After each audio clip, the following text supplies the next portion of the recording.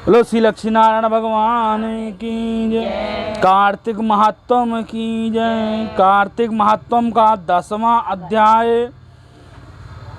राजा पृथु ने कहा, हे देव ऋषि, आपको नमस्कार है।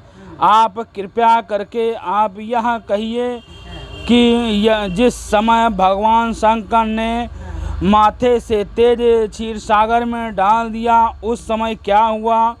नारद जी ने कहा, हे राजन, जब शंकर जी ने तेज क्षीर सागर में डाल दिया तो वह शीघ्र ही बालक होकर के गंगा सागर के संगम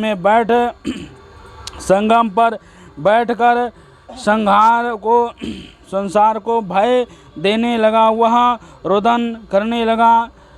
उसके रुदन से समस्त संसार व्याकुल हो उठा। लोकपालों के मन में भी व्याकुलता हुई। अधिक करने से क्या है, चराचर चरायमान हो गया। शंकर सुमन के रुदन से ब्रह्मांड व्याकुल हो गया। समस्त देवता और ऋषि मुनि व्याकुल होकर लोक पितामह ब्रह्मा जी के शरण में गए और सब ने मिलकर ब्रह्मा जी से प्रणाम किया और स्तुति की। फिर कहा, हे पितामह, यह बड़ा भयंकर समय आ गया है, इसका नाश कीजिए। देवताओं की यह बात सुनकर ब्रह्मा जी सत्यलोक से उस बालक को देखने के लिए समुद्र के तट पर आए।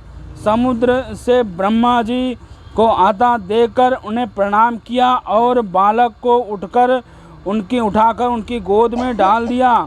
जब वह विस्मित होकर ब्रह्मा जी ने पूछा, ये सागर, तुम शीघ्र बताओ कि यह बालक किसका है।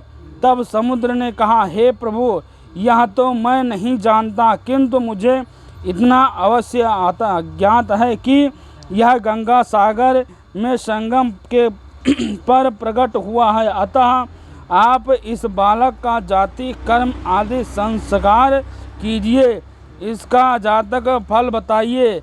नारद जी कहते हैं कि इधर तो सागर ब्रह्मा जी से ऐसी कह रहा था, उधर सागर पुत्र भी ब्रह्मा जी के गले में हाथ डालकर बार बार उनको आकर्षण कर रहा था। अब तो वह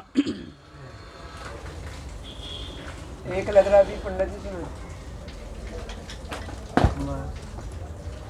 अब तो वह उसने ब्रह्मा जी के गला जोर से पकड़ कर पीड़ित हो नेत्रों से आंसू डालने लगे। किसी प्रकार उन्होंने अपने दोनों हाथों से जोर लगाकर गला को छुड़ाया और सागर से कहा, सुनो, मैं तुम्हारे पुत्र का जातक फल बताता हूँ। मेरी आँखों से जो जल निकला है, इसका कारण इसका नाम जलंधर होगा। यह पैदा होने के साथ ही तरुण हो गया है और इसका सब शास्त्रों का प्रतंग, महाप्रक्रमी, महाबली, जवान और रण दुर्मल तथा सभी दैत्यों का प्रांगत और भगवान विष्णु को जीतने वाला होगा। यह कहीं भी नहीं रहेगा।